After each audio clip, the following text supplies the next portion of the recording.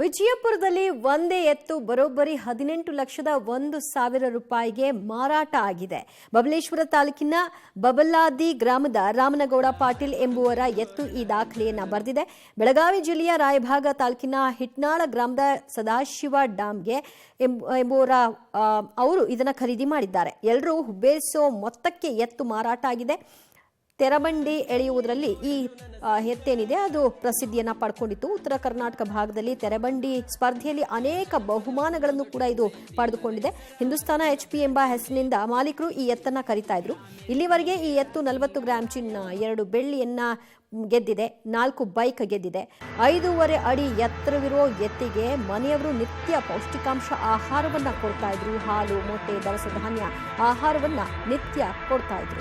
ಇದೇ ಎತ್ತು ಬರೋಬ್ಬರಿ 18,01,000 ರೂಪಾಯಿಗೆ ಮಾರಾಟ ಆಗಿದೆ. ಈ ಎತ್ತು ಹಲವಾರು ದಾಖಲೆಗಳನ್ನು ಕೂಡ ನಿರ್ಮಿಸಿ ಪ್ರಶಸ್ತಿಗಳನ್ನು ಕೂಡ ಗೆದ್ದಿರುವಂತಹ ಎತ್ತನ್ನ ಬಹಳ ಉತ್ತಮವಾಗಿ ಪೌಷ್ಟಿಕಾಂಶಗಳನ್ನ ಕೊಟ್ಟು ಅದನ್ನ ಸಾಕಣೆ ಮಾಡ್ತಾ ಇದ್ರು. ಈಗ ಅದನ್ನ ಮಾರಾಟ ಮಾಡಿದ್ದಾರೆ. ಬರೋಬ್ಬರಿ 18 ಲಕ್ಷಕ್ಕೆ ಈ ಎತ್ತನ್ನ ವ್ಯಕ್ತಿಯೋರ್ವರು ಖರೀದಿ ಮಾಡಿದ್ದಾರೆ.